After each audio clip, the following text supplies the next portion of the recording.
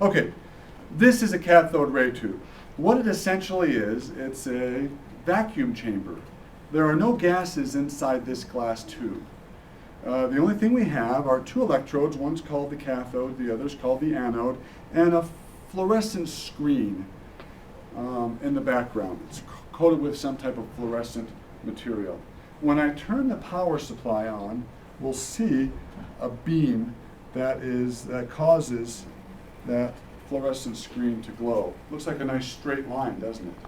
We call that a cathode ray because it emanates or begins at the cathode and shoots across over to the anode. J.J. Thomson was working with cathode rays.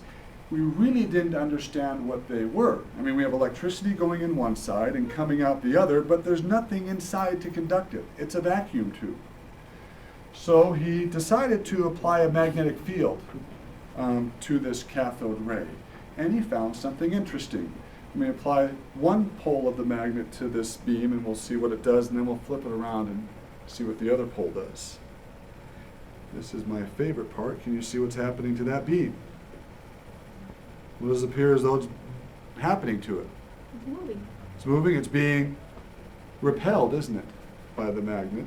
When we flip the magnet around, and what do you think is going to happen this time? Well, if it's being attracted on one pole, see how it's being attracted there? Let me rotate it so the kids on this side of the room can see it. See how it's being attracted there? And then the other pole, do you see how it's being pushed down? What does that tell me about that beam? It has a what? It has a charge. Let me tell you about the poles of the magnet. The one that pushes it away is the negative pole. So what does that tell you about the charge of those particles? Negative. Negatively charged particles. And J.J. Thomson was actually able to do a charge to mass ratio of these particles, and he found that these particles were about 2,000 times lighter than a hydrogen atom. Now at the time that was very profound. What did Dalton say? Are there any particles smaller than an atom? J.J. Thomson just found something 2,000 times smaller than a hydrogen atom. Why is the hydrogen atom and something 2,000 times smaller than it so profound? It's hydrogen. Because hydrogen is the smallest. Because hydrogen's the smallest atom, isn't it?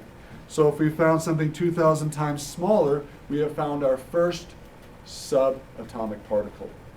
And it's called the electron. Okay, that'll work.